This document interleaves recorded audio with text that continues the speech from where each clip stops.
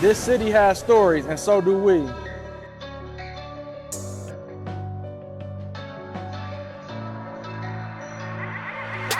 It's not just a podcast, it's a movement. Real stories, real people, real purpose. Real purpose.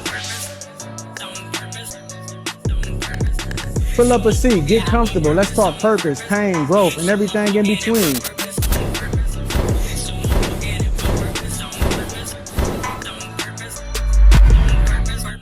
From the heart of Atlanta to wherever you are, welcome to Stool Talk. Let's walk it out in purpose together.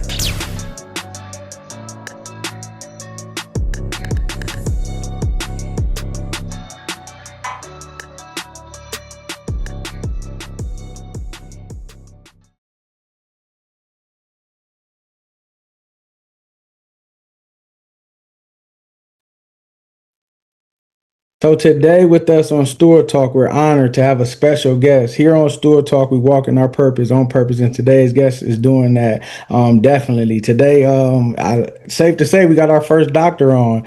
This man has just amazed me from afar.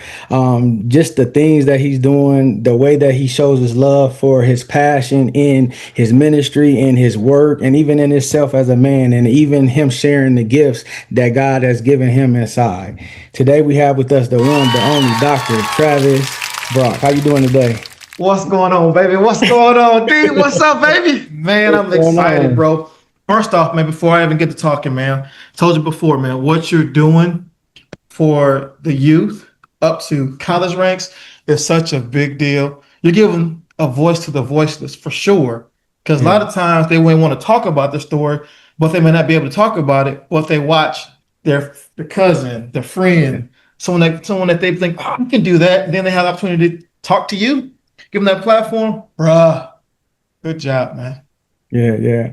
My question I've been having for you for years, did you ever think that you would be a doctor or like doc? When I say that, I got charged up. I'm like, man, I never knew. Like he was like, I always knew you was different because you worked hard. You had a motor out this world, but you didn't say much. Most of the people that was good in sports or was doing stuff talked about it. You handled your business, but just in your space, in your lane. Like, how did that come about for you? Let me tell you, man, a lot of times we may have an endpoint in our mind, but we can't see the endpoint. Yeah. It's all about that next footstep. The beautiful scripture. We're going to stay in scripture real quick. The word becomes what? A lamp to your. Come on, man. Yeah. So for me, I never saw it, but I saw the next step. That's all the next step. So I don't want to get philosophical, but I'm going to get philosophical. For anyone watching this video right now, in this moment in time, your end goal must take one step first. It has to take the next step. You can't get there without putting the reps in, specifically the proper steps. So for myself, I never saw myself as becoming a doctor in a doctoral degree. I never saw that in counseling. I just never saw that in general. So I went to college, Prairie View University in Houston, Texas area, in Prairie View, like 45 minutes outside of Houston, Texas. I had no idea about becoming a doctor. I was going to school because I was told to go to school, get the good grades. I didn't get the good grades though. It's okay. I got them, right? I just say it. So then I was going through school. It was okay. It was cool. I enjoyed it. It was fun, right? But I ended up dropping out of college after about 5.5 years because I got blindsided a little bit because I got involved in entrepreneurship. So I began making money. My mind got off track of school. And to fast forward the story, so I dropped out. So about 16 years later, my mother, because again, we never know specifically what can cause something that we might have started before that was in our purpose, but we kind of paused on it. But God was setting us up to become the person who could do it. So my mother, she ended up getting sick, D. She ended up, having, kidney failure. And I was like, you know what I'm gonna do? I'm going back to school. I want my mother to see me graduate because they would say she wanted. I was cool on that. I was cool. I wasn't worried about that. So I ended up going back to school. I graduated. However, she couldn't go to graduation because her body was too weak. Mm-hmm. It was too weak, right? But I wanted to have her to have that moment that she wanted. It wasn't for me, it was for her. So I brought all my regalia. I took it to Ohio. I didn't go to the University of Toledo. I didn't go there at all, but we took pictures there. We took pictures there. She was so proud. So that's all I wanted to have was just that moment. But then once I made that next step, come on, man, made that next step, then God said, hey, get a master's degree. I said, what?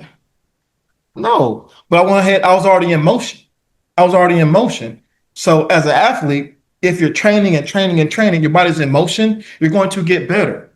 You're going to be able to do the next move if you're in motion, right? So I was in motion. So I said, okay, I'm going to go ahead and get a degree, a master's degree. So by that point in time, when I graduated, my mind was open to possibilities. I'm like, I'm going to the University of South Africa. I'm going to Oxford. You know, I was just dreaming. I was just dreaming, right?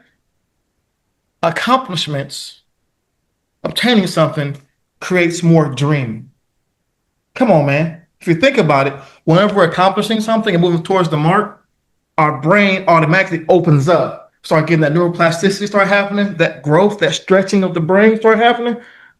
And then we believe we can do it. So I went ahead and enrolled into school in Dallas, Texas, Criswell College, right? To seminary.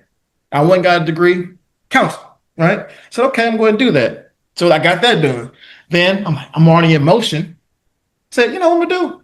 Let's go get that doctoral degree. So motion created this for me. I didn't want to do it. Motion did. When someone has motion, folks want to be around them. So I'm just saying, come on, man. Yeah. What would you say to the young athlete, the young creative, the young artist, the young entrepreneur? What would you say to them about establishing motion and starting motion, like getting started? I know that's a lot of people's thing. Like, how do I get started? How do I get the energy, or how do I do it? What would you say to that? The first thing that came to my brain was clarity. What do you want? What do you want? Want to play basketball, football? What is that you want to do, right? And then once you have that established, go out and find out how you can do it. Yeah. Whether it be, you know, like for instance, I'll start playing basketball with you, you know, around the corner, you know, we're just outside playing basketball. But then I began taking that first step. Find what it is that you want to do. It may not be the first thing. Like it may not be basketball. It may turn out to be football or karate, whatever it is, but take the first step. Do multiple things, right? So the first step, per my opinion, and what I believe to be true is this: find what you want to do, get clear on that, and then do it. Find people who are doing it, get around people who are doing it. Because if you don't play basketball and you're hanging around individuals who just doing karate or whatever, you're not going to play basketball. Yeah. You're not in the association of individuals. So for instance, you want to play basketball, everything about you becomes basketball. The shoes you wear, the clothes, the shorts you wear, the hats you wear. Think about it. When you were playing basketball, everything you did was said basketball. You had the Jordans, you had the shorts, you had the jerseys. You were basketball. You had full immersion. Full immersion takes over you. Just saying. Yeah. What would you say? A lot of times we talk about, you know, the good stuff, the glam, the glory. We talk about all this stuff. But what about the stuff that people go through behind closed doors, behind the curtains? Maybe like a loss of a parent, a loss of a household. Maybe they got to move, foster care. Life happens, an injury. What would you say to those people who get stuck in motion, or they have to deal with that but still push through because giving up is never an option? First thing that just popped in my brain was you are not alone. Your story is not unique. Your story is unique to you because it's your story. However, I know I'm gonna zoom out and zoom right back in. That right there, from a mature mind, that's your biggest blessing in the world. That's that God kiss thing. That's that thing that God gives to you. What is it? Your testimony. That's your in spite of. That's your shanana. That's your thing. But going right back into what we're talking about, when someone loses a parent, or a loved one or a sibling, or as you know, folks around neighborhood who might have got beat up or killed or whatever that might be, right? It's very isolating. You feel very, very alone. You may not feel like you can talk to anybody. May not. What I will say is this, man, like what you're doing, your program, what you're doing, your platform, The individual watching right now, you know, you might have lost a loved one or you lost a parent or whatever that might be. Tune in. Stay Yeah. dialed into God kissed information. Yeah. Stay dialed in around people who care about you. Now, when my father passed away when I was 11 years old, I just started getting pretty good at basketball. I started figuring my body can and can't do, and he ended up passing away. He had lung cancer. You know, he worked in the glass plant, Libby Owens Ford in Rockford, Ohio. He worked there for a long, long time. And back in the day, they had asbestos on the ceiling. That's just what that was and what it is. You know, it was insulator. You know, get cold in Ohio. It gets super cold. So it insulated in there. And just from cutting glass and all stuff is getting into his lungs. And he smoked too. Smoked them cigarettes, boy, popping them. You know, he smoked Winston's. I'm like, I call them cowboy cigarettes, right? Smoke. So just a bunch of stuff happened to him over time. His body was breaking down. And when he passed away, which was on a Friday, I remember my sister came into town she lived in Dallas, Texas, came to visit. And he had a heart attack. We had just left to go get, to JB's off of, what street was that? Off of Bancroft. Bancroft. Yeah, Yeah. Bancroft, JB's to get some chips and to get some hot sauce. Make sure we had everything needed for our meal and get back home. The ambulance is at our house, and they went away in the ambulance on a stretcher. And I just remember, like, man, say it ain't so. He's gonna be okay. And then he wasn't. But I felt as though I had nobody to talk to. Right? I ended up going to school that next Monday. I went to school like nothing changed. When someone passes away, whether you're an adult or a kid, your whole world changes. It's never going to be the same again. It's not necessarily a heartbreak, it's a brain break. Your brain breaks because the familiarity that you did have, it's gone, right? Yeah. So in school, at Nathan Hale Elementary School, that's no longer there, Nathan Hale, there was a group of kids whose parent passed away. We met one time. Then that was it. So we didn't have any support. And I'm the youngest of six siblings. And my siblings, they're grown and doing their own thing. So I'm just all alone. But what I did have was this: sports. I had basketball, football, I had all the stuff to where I had people around me who we had a common goal, a common, thing we wanted. We wanted to win, we wanted to play, right? So I said before, this platform is a huge deal because you're showing what teamwork looks like and how to care for somebody in spite of. So I was still silenced for a long time, but I still had something else to do. I had something to do, right? So getting through that situation, my father passed away, my relief and my release was basketball. All the frustration, it was sports, it was football, it was track, it was all the stuff. So I'm saying all that to say this, D.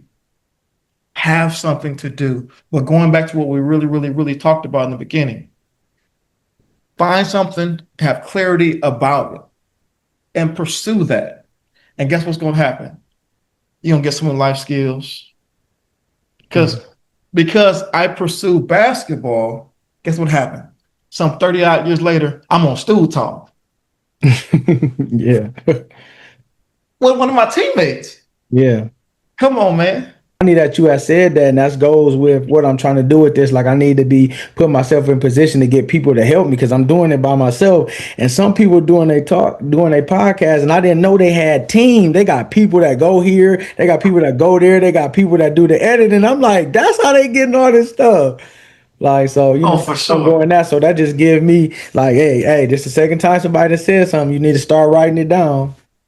Oh, for sure. The one thing's going to happen that I know to be true, as you begin ascending and your emotion, which you are emotion, people are going to see your emotion and want to be a part of it because folks can't do what you do. Folks can't start. A lot of folks aren't starters per se, but they can support the heck out of somebody. Yeah. And take it and make it better than what you could have ever done because that's their lane. But the biggest thing that you've done, and I'm so proud of it, that you got started and you held the vision. Because the hardest thing to do in this world in particular is to hold the vision. Oh my gosh. Because everything been happening around you, man. Everything like, dude, come on, man. But you still got to show up in spite of because your podcast, your show is not for you. Yeah. It ain't for you. If somebody else is supposed to watch it, it was for me. Like I was supposed to see it. Like I was trying to get what you for. We trying to do this for a while, but I enjoy your stuff because it inspires me to keep going forward in spite of everything I'm going through. It inspires me. So again, good stuff, bro. Yeah. Good stuff. So what I say, okay, I was saying, for young athletes, young kids, how can they deal with grief and not allow it to affect their performance in classroom or in the particular sports they play, or even affect them emotionally? What can they do? It's not possible. It's going to affect everything about you. We talked about earlier, everything changes. One of the things in which Professor, she's from like she was, Elizabeth Kubler-Ross. She had her model of the 5 stages of grief. The first stage is, of course, number one, that denial phase. You got to go now. She created it to be linear, but it can be circle as well. You can kind of skip the stages, but the first one will be that denial phase. Like, dog, man, it didn't happen. No, man, that person didn't die. But you have to go through that stuff, man. You can't trick the process. You got to go through it, because if you don't go through the process of dealing with someone passing away, it's going to come back out years later. It's coming back out. Because I remember, because I never dealt with my father's death. I never dealt with it. And I remember it came out my junior year in high school. Coach was running us. I was frustrated. I know I talked to people. I was frustrated and everything. So I didn't, I was like, how do I say this stuff? So I ended up like took my jersey off, threw it down. Like I quit. I'm leaving out of here. But I'm realizing that was me acting out because I couldn't express what I was going through inside. Yeah. I didn't know how to say it. But then also too, we go back, as you progress even further, a lot of folks you may see are broken because they never dealt with that heartbreak, that brain break that happened whenever that happened, right? They never dealt with that, right? So then the second stage is anger. Anger, which is that quote unquote motivated stage. All that is a bunch of bravado coming out of you. All that is like, because this happened to me, I'm gonna go do this. And you go run full bore, you go as hard as you can go, then also you're gonna crash because that was built off of anger versus love. Yeah. Like, I'm so mad. I'm so, what's happened to me? If I just would have done this, why, that stage in the process, that can set you up properly, per se, but it can't finish it. You can have all the ideas in the world, but you can't finish in that stage, right? You just can't, right? You have to go through that. But then going back to acceptance, that's the last one. That's 5. I skipped one. That's 5. Acceptance is number 5. Accepting what happened, that it happened, that it happened, that it happened. Once we get to stage 5, I'm gonna go back to 3 and 4, but 5 is where it's at. Yeah, my father passed away. Yeah, it sucked. Still hurts. Yeah, this happened to me. Yeah, someone molested me. Yeah, or whatever your situation is. Yeah, that happened to me. Once you get there at acceptance, man, and their heart still heal a little bit is healing from that, you become powerful. You become so powerful. Think about this, D. Whenever you hear somebody sharing their story and they talk from a position of being healed is one of the most attractive things in the doggone world. Because it don't matter what folks think at that point in time, because you've accepted everything. It was your story. It happened, baby. Yeah. So again, that first one, that first stage, oh my gosh, confusion, that denial. It can be anything that you might have done, because whenever Miss Kubler-Ross began doing the study and doing everything, that was actually for cancer patients back in the 60s, those who were about to transition. That's who it was for, right? So once they got to that place of like accepting where they are, they were able to live more of a fulfilled life at that point in time versus feeling sorry for themselves. Yeah. Right? I don't want to hijack that question, but that's a loaded question like you just asked, my guy. No, no, that was good. You gave us some good. There was a lot of meat on the bone left. Yeah, So, man, you know what I'm saying? Hey, man, and like you I'm just excited. Good. And like you mentioned earlier about like when the situation happened to you, how they had one meeting at school, support often sometimes feel few and less, or they don't even continue being consistent with it. How can people help their teammates, coaches, and friends show long-term support to someone that's grieving, like consistently? That's such a, and again, that's a beautiful question for sure. And the one thing, I sent you actually, I was studying, this chart, and I do a bunch of study on this stuff. It was from New York Life, actually. And they talked about that, just sharing the stories of your loved one. But more important than anything, after someone passes away, don't be giving advice.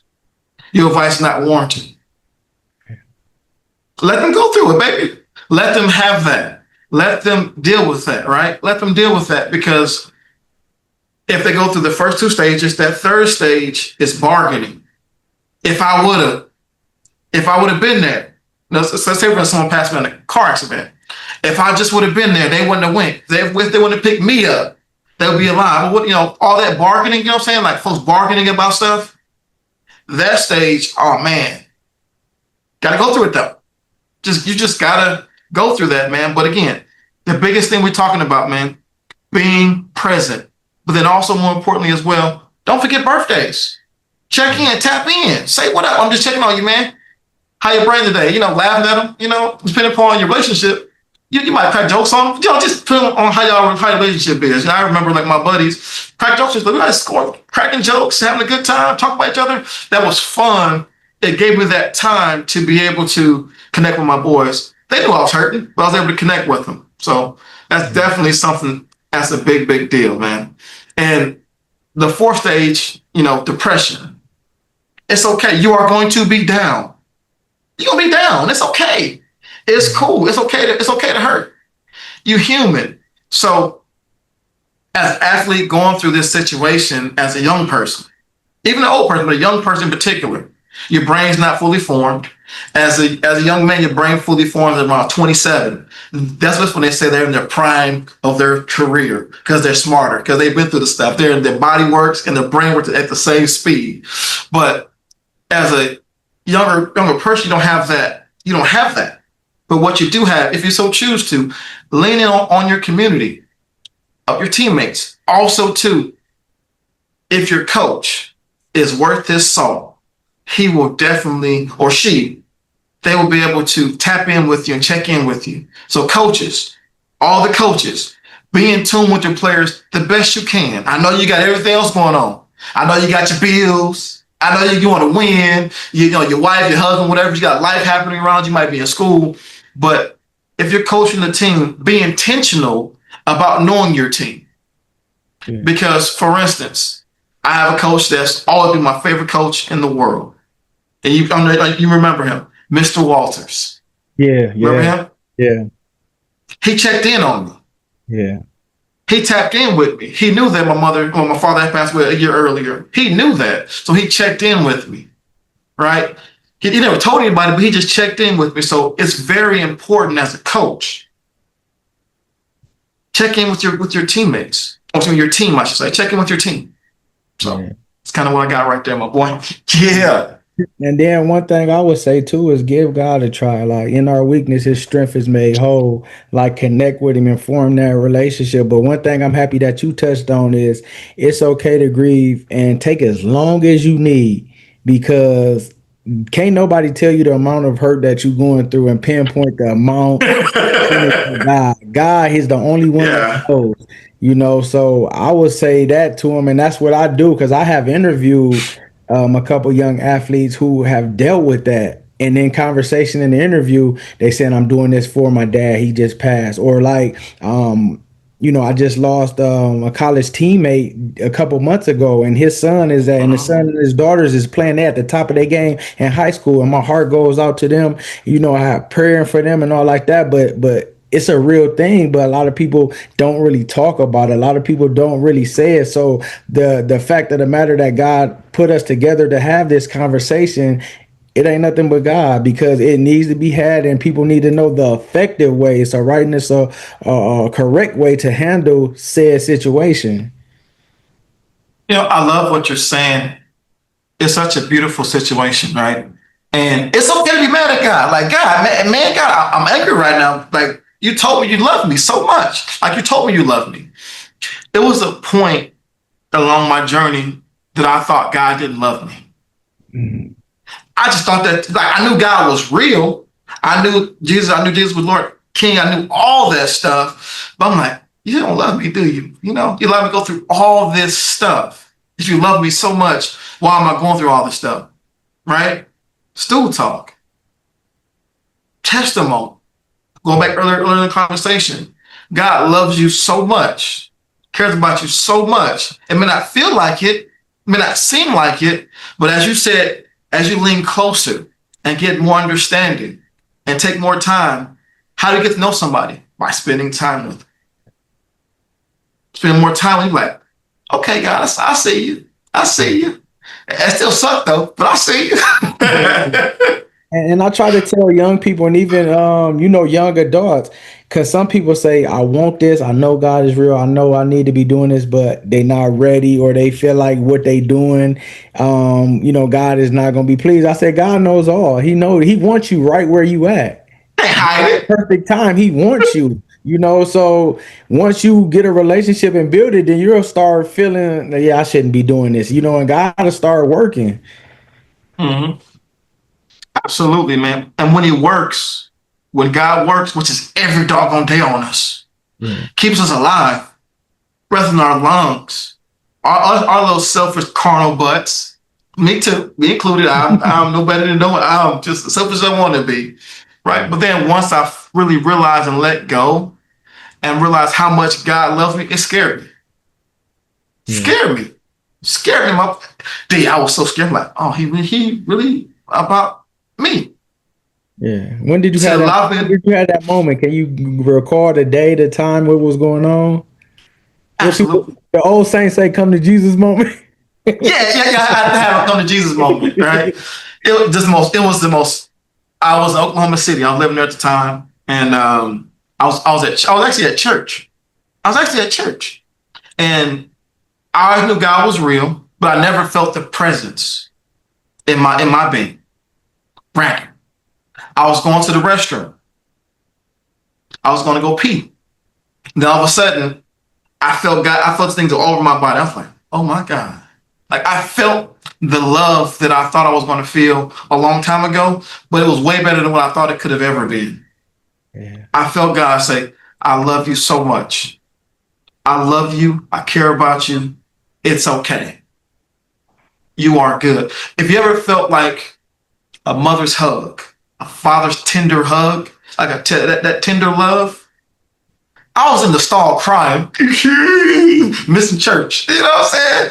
That right there, and that was 2014. That was that moment in time when it was confusion all over me. Yeah, it was confusing as I was a grown man, but it was still confusing because I was going, but I didn't allow God to come with me. He was there, but he didn't come with me along the journey. And God said, hey, let me in, baby. It's time. And that point in time is when everything happened for me. Went back to school and did all the stuff at that point in time. When God said, let me ride with you. You've been riding for a long time, D. Keep it riding. So, yeah. Yeah. How have your faith allow you along this journey? How has your faith what part of it, what part has faith played along this, and how has it helped you to reach and to continue to excel for what he called you to be? What's so interesting about that whole word faith? Company that I have, 360 Industrial Academy, we have 4 key pillars. And the first word is faith. That first word is faith. That's what I teach adjusters, independent adjusters. I teach them. You must have faith in what you said that you want. Like you have to really believe that to be true. Because if it wasn't true, God wouldn't have gave that to me. Yeah. But can you stick in the process long enough to become the person who can do it? Going back to Ball players, football, basketball, baseball, whatever sport that you do, can you stick in long enough to become the person who can do it? And you put the reps in long enough to become the person who can do it, right? Now think about, going back to your high school days, y'all winning championships or whatever, right? That didn't just happen. That was years combination of work, putting the work in to where you become the person who can do that. And I know that you had battles along the way, you had heartbreaks along the way, you had disappointments along the way. However, you stayed with the process, and what happened? Eventually, you guys were able to win championship, right? Yeah. But if I take it past championship stuff, you become the person who can think through it. Your brain changes, your character changes, your integrity changes. You have faith in something, your integrity changes. You become more integral to yourself, more integral to what you say that you want. By not going and doing something else, you're putting the work in, you're putting the extra practice in, the extra shots up, the extra routes, the extra whatever that you have to do, because your faith becomes so strong that you must have integrity with yourself. Even if you don't do it, you feel it like, dang, I didn't do that. I got to go out and go do it again. Like, I didn't do that. You have to have that. And then resilience. You have to have that resilience factor. Because stuff happens. Injuries may happen. You might get cut. You might not play right away. But if you have that integrity with yourself, that faith, integrity, and that resilience factor, come on, man. Let's say, for instance, you may not be the best ball player in the world, but you stick to it, your opportunity will come. And let's say it doesn't. What do you do then? Keep going.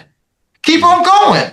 Because you may not be playing in the moment, but that person who might be playing might need to see you.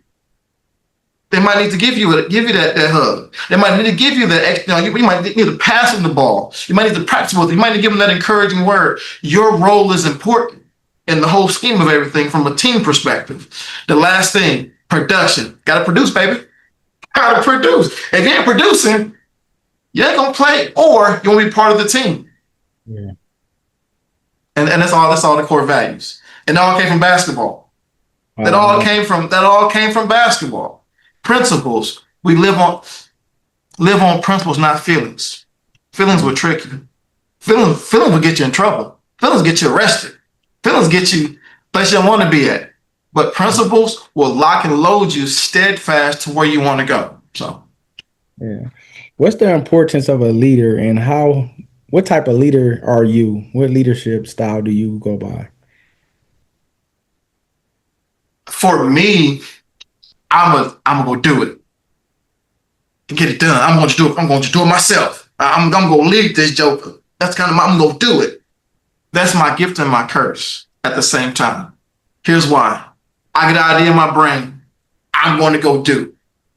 Versus if I get an idea in my brain, let me stop and pause, get a team around me.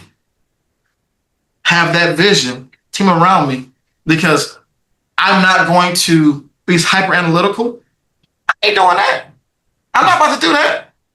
No, I'm about to go punch the wall. What you talking about? Right? So get a team around me, get a team around you of individuals who support you, right? That person, like for me, I'm a personality type. I'm a pilot. I'm gonna go do it. But I need air traffic control. Someone's gonna say, "Hey, I was whatever half I was you. Yeah. Drop the landing gear. Hey, you can't take off. If you take off, your folks gonna die. You want to sit your butt here and wait, and let's plan it out properly, right?" Then, of course, you have other individuals who are your grounds crew. The grounds crew, those individuals are like your workers. They're in that bad boy working, getting things done. Sometimes I'm like, I don't want to do that, but they're like, shoot, let's do it.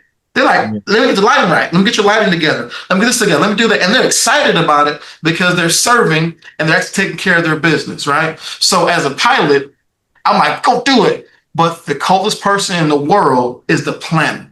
But the planner may not necessarily go do because they're still planning, right? So your teammates, whoever they are, understand who they are the best you can. Think through your team. Once we get outside of ourselves and the whole team aspect, everything happens. If you're having the emotion that you need to have, people will come and want to help you. People are there to guide you along your dreams, along your journey, because you're playing basketball or football, whatever you're playing. There are folks in the stands who want to see you do well. People from the community want to see you do well. But are you in position to do well? Going back to the first piece, faith. You have the faith to go along your journey. You have integrity to be able to do things you say you want to do. Do you have that? You have the resilience factor. Then you produce. But think about it along the way. People are watching and supporting you. They are. Neighbors, friends, family. They're watching what you do. You have no idea how much joy you bring to somebody because you're excited about something. You bring so much joy to people. And then guess what happens? 10 years later, 20 years later, 30 years later, people say, remember that time when you remember that one game you remember that right there? But that's the blessings and the joy of sticking in them when it doesn't make sense. Sticking in there.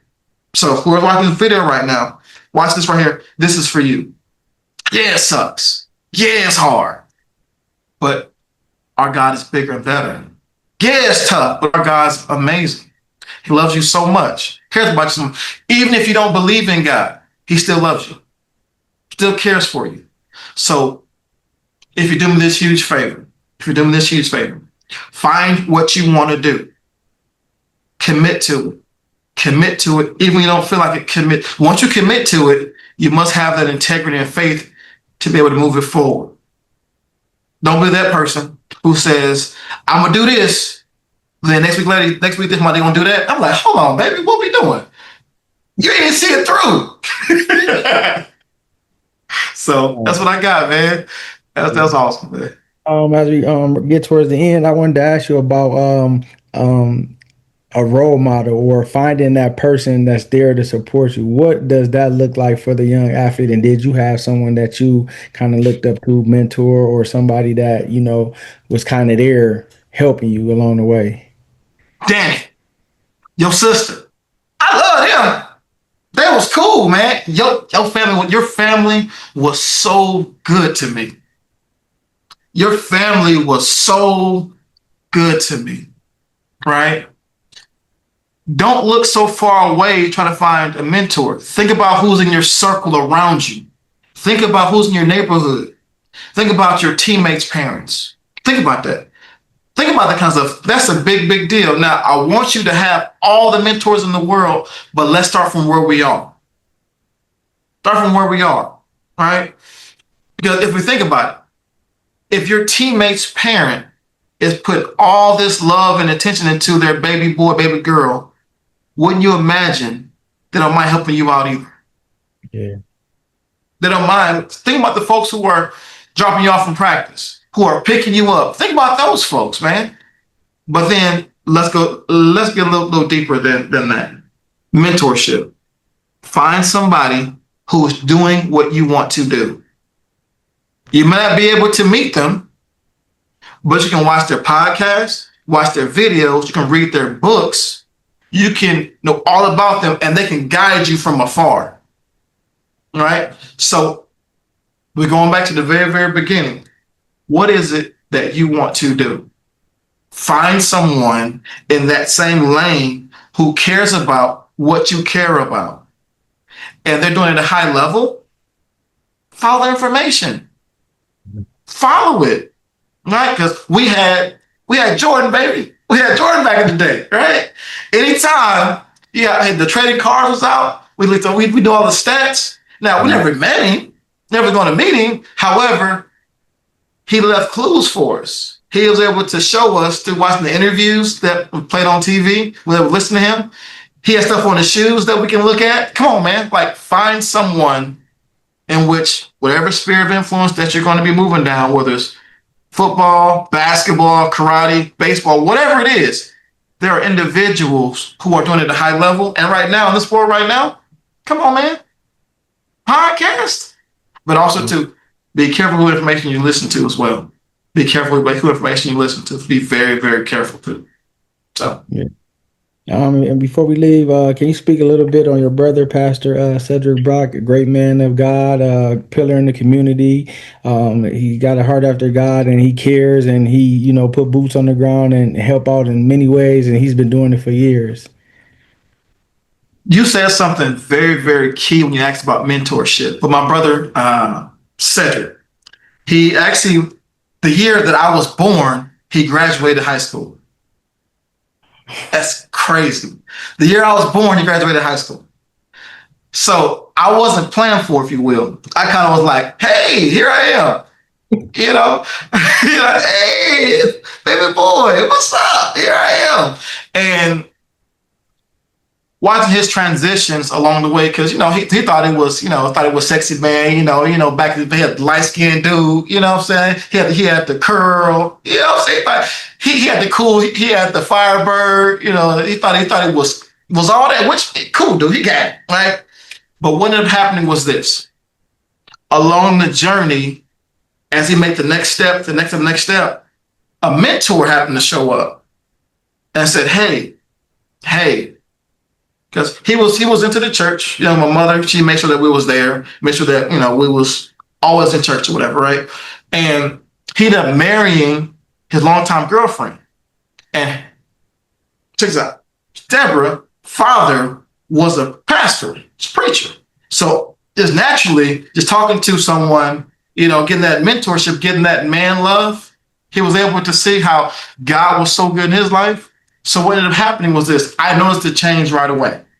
It went from listening to BVD, listening to Prince, listening to Michael Jackson, to some dude preaching, listening to a preacher, listening to, last week's sermon, listening to gospel music. And then also another thing changed too, how he spoke. His consonants changed. Like how he moved began to change because of mentorship.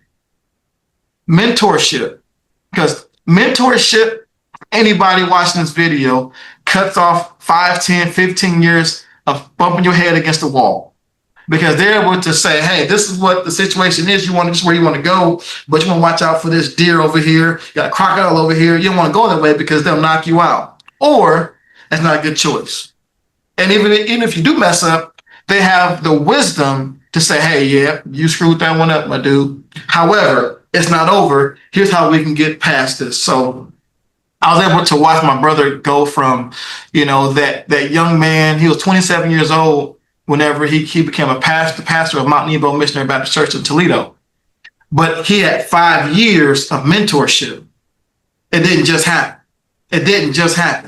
It was a time progressional process.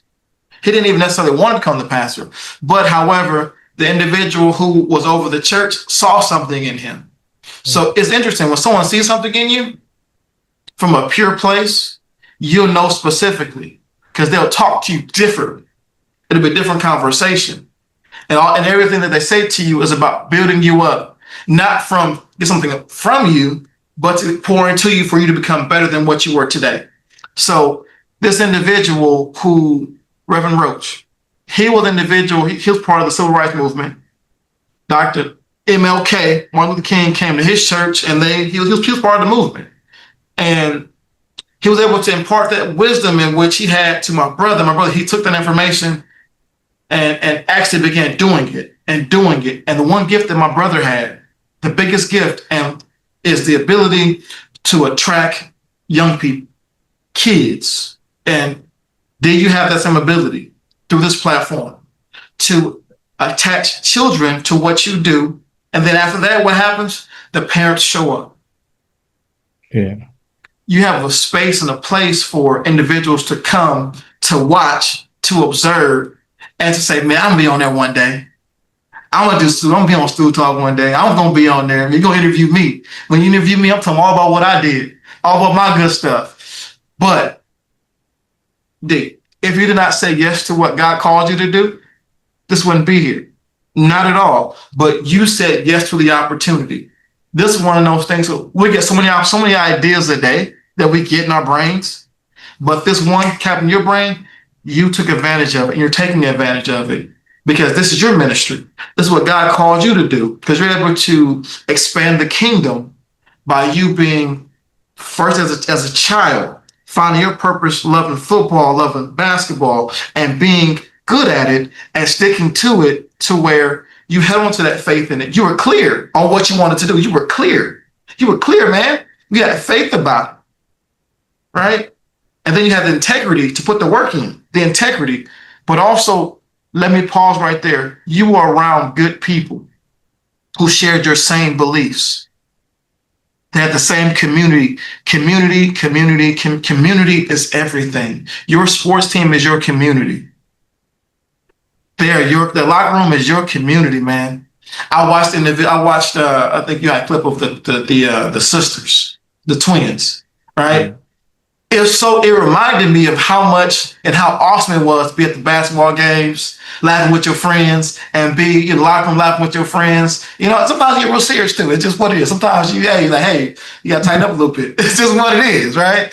But going back to it, man, we have to have that community, man. That community lends to mentorship. When you have that community and you're actually focusing and actually being a part of it, there's nothing else better than on game day, because you put all that work in. You was excited about everything. So the game day happened. Go out there and have fun with your team. Y'all win or y'all lose. Y'all do it together. That bus ride home. Come on, man. But that showed me community. And somebody watching this video right here, he doesn't know this yet, but he does now. And you gotta know this to be true. Community. There's going to be a Stool Talk community set up to where you guys could come have a place to show up. You're going to have an opportunity to get some good curriculum. You have an opportunity to get some good learning, but also more importantly, a place to belong. Because we all want that. We all want to belong. We all want to belong. And it just so happened that this community is going to be designed for those individuals who are in sports, whether it's basketball, football, baseball, whatever it is. So I say all that to say, D, I'm excited about your community, man. Appreciate it. When it's all said and done, what do you want your legacy to be like? He cared. He cared. To care about something, like you really care about something, or really care about the people in which you're supposed to serve, you got it all out your system.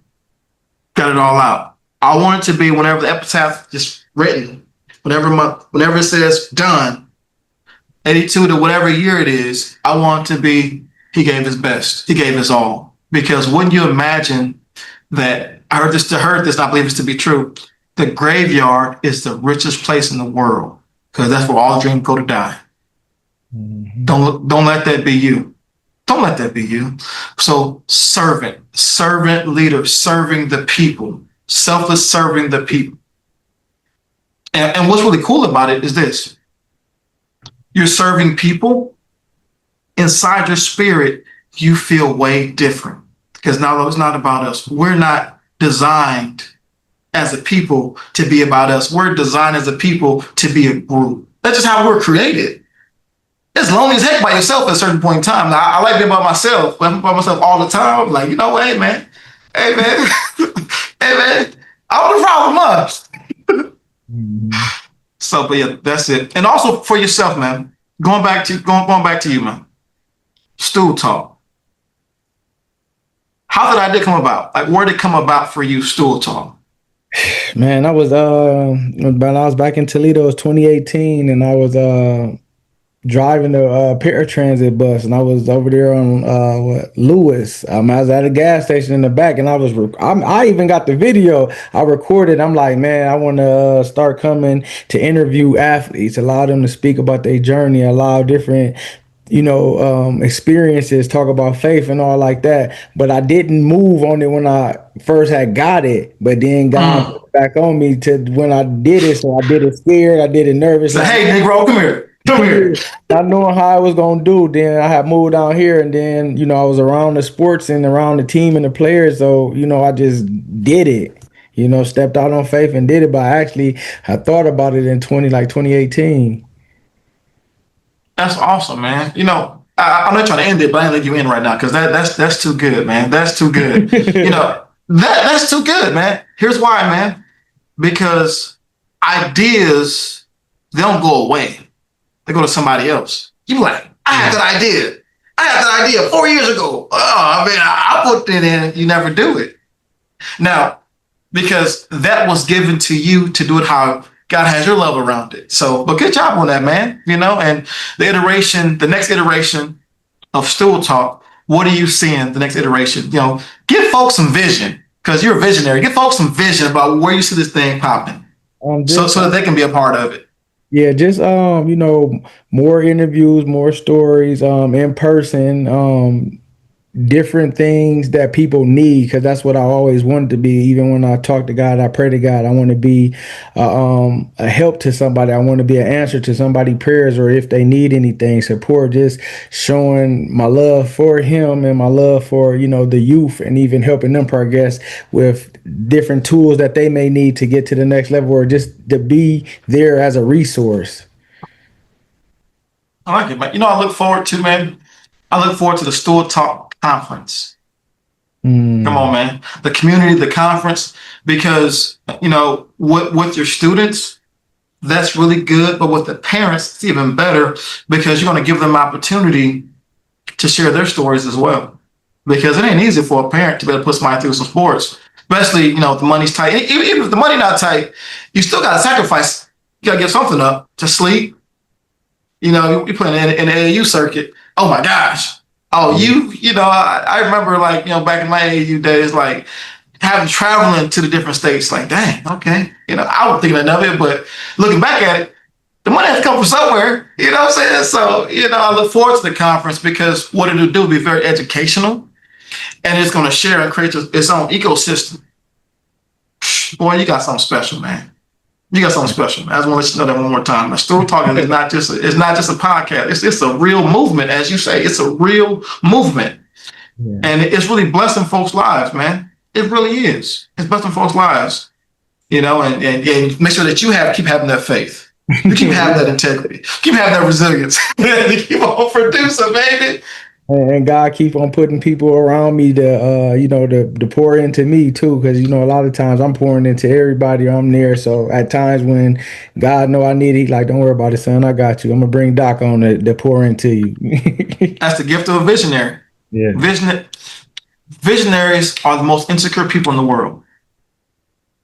Here's why. Because they feel all alone until they get around a community of visionaries. Like, okay, I'm not by myself. Okay, I'm not by myself. Okay, all right. This is hard, but I'm good now. So I'm excited for you, man. Yeah, I'm excited for you. What you got going on that's coming up that you looking forward to? Well, we just finished up a licensing course. Our next licensing course, I help individuals to become independent insurance adjusters, whatever their background, whatever that might be. We're able to assist them, help them to create a six-figure income within the insurance adjuster industry, helping them to go service policyholders. We help folks get licensed because you can't go out there and just touch my claim. You got to be professionally licensed. And then we help show you how to go out and work. And I really love this so much because your background, you can have something on your background, but it has to be clear. Got to be good. We have individuals in our community. Some individual had attempted murder way back in the day. Other one had drug charges. Other folks, they play basketball. One chick, she played basketball at University of Albany. She was an accountant. And then she ended up becoming an adjuster and help support her along her journey. So I'm excited about that. Our next licensing course, again, it's coming up pretty soon. But again, it's not about me. It's about you. I'm not here to promote my stuff. I'm here for you. I'm here for Stool Talk. Not about me. I'm here for Stool Talk. This is why I'm here. Not about me, because this is for you. I'm here for you. I support you, bro. So never about me. I support you. you can cut my stuff out. It's about you, man. I'm here for you. What do you see the state of basketball like right now in the world? High school, college. What do you see the state of basketball? Well, I think about it. I think that one thing I want to get back to for the young folks is to have fun, really enjoy it, and for it not to be a job at an early age. You know what I mean? Because what I'm seeing is, yes, I want you to train. Yes, you should. Absolutely, you should train. Absolutely. But enjoy your friends, man. Really enjoy your friends, because Your basketball days will be numbered. No matter how far you go, they will be numbered. Enjoy your junior high years. Enjoy those. High school years, enjoy those. Now, I want you to be laser focused, but be able, I want folks to be able to still be kids. You know what I mean? I still want them to be able to laugh and still be kids versus I'm like, dang, it's not a kid no more, man. They actually like so like, bro, be a kid. You know what I'm saying? I don't know if you saw that transition, but I'm seeing the transition of folks like this is a job now. I'm like, Yeah. dude, what? And do multiple things. Do some baseball. Do some, you know what I'm saying? Do some football. Do multiple things. Because we get so fixated on that one thing, which is good. I'm not, nothing's wrong with it. But see what else your body can do. See what else, because you never know who you connect with. But also at the same time, you never know what life lessons you'll learn from that moment. Like how to pivot from something. Like you don't quit. You finish the season out, then you pivot from it. So like whenever life happens to you and you're going to switch careers, you understand how to pivot because you pivoted as a child. So but again, man, have fun with this thing, man. That's what I want to get folks to get back to, man, because it seems like everyone wants to have the highlight reel, the spectacular dunk, which there's nothing's wrong with it. You should have that, but that shouldn't be like your obsession. Like, go win the game, baby. Enjoy the game and win the game. Now, if you get that, hey, go ahead, hey, swag it out. Go ahead and let folks know, but don't make that your every moment that you're going to do it, right? If that makes sense. Yeah. And social media plays a big part in high school sports now, and even in sports in general. Do you think it helps or hurts? They mic'd up. They got mics. Like that's They mic'd up in the high school game. I'm like, you mic'd up. Okay, I'm tripping. yeah, and I know comparison is the thief of joy. Like, what ways can athletes know that and own into their identity that God has made them instead of comparing with what this athlete got, what points, or I got to try to be like him, he going here, but to know that I need to be who God has called me to be and play my role in my position. You know, as you say that, the first thing came to my mind was pause. Like, stop for a moment. Think about what you're doing. Think through it. If you, I'm sure you had this experience, you might have a lot of things going through your brain. Once you stopped and thought about it, you have more clarity. You were able to do it, right? And it wasn't. It was seamless because you thought through it. You paused. All of a sudden, you had strategies that pop in your brain. You went and did it. So the answer to me would be just stop for a moment. It's okay. Get centered because a brain that's going like this, firing all over the place, that becomes tiresome because you're not at rest. How can your body rest if your brain's always moving all the doggone time? Take the time to stop. Pause for a moment. Enjoy where you are. Like where you are is right. Where you are is absolutely right. So that's what came to my mind first was just pausing because there's joy in the pause. There's joy in the pause because it allows for you, because like we talked about earlier, when you're moving, then all of a sudden you feel like you're stuck. But if you just pause for a moment, take a deep breath before the walk, whatever you got to do, answer shows let it go around their little problem. It's not even a problem for you, it's a little bitty nothing. Yeah. So pause, man. That pause is powerful. I'm definitely gonna use look, write that down. Definitely gonna That pause, baby. Right, So yeah. definitely, man. We appreciate you, man. May God continue to bless you, to be an encouragement, to listen to him when he speak to you. May you continue to do all great things, and may everybody around you be touched by what God has given inside you. Because I know I was, and I know everybody who see this will be blessed by what you have doing. So keep being obedient, keep being diligent, and keep on walking in your purpose. Hey, big on family, man. I'm coming back over and over and over again, man. It's just not a one-time thing, baby. We Oh yeah, family, definitely. kinfolk. And I And want we to. kinfolk. Yeah, I want. We're gonna talk after we end this, and we're gonna figure the how we gonna do it with everything, but the logistics with it. But I want to do Mud the Ministry with you, a live event, which I do on Facebook. We connected. It's gonna be like this, but it'll be live, so we'll have something that we speaking on. You know that God give to us that we can, I'm help with it. other people, man. I'm definitely. I was thinking about that when we first started, man. So I'm with it, man. got your I'm, number I'm with back that. in. We definitely gonna be in touch too as well. I'm with it, man. Let's just have fun with it, man. Ain't no Yeah. pressure, no work, because you a grown man now, man. Yeah. You know what I'm Yeah. saying? You good, man. You are the mentor. Like you are the mentor, man. You are the mentor of the mentors. And that's so exciting, man. Got my phone, man. Actually, my laptop, but whatever. But yeah, Uh, man, let's do it, bro. I'm excited, man. Appreciate you, bro. yeah, ladies and gentlemen, the one, the only, Dr. Travis Brown. Hey, I got you. Yeah, they said it's all on you. Yeah, yeah. I just told him take the wheel. I'm just walking in my purpose on purpose.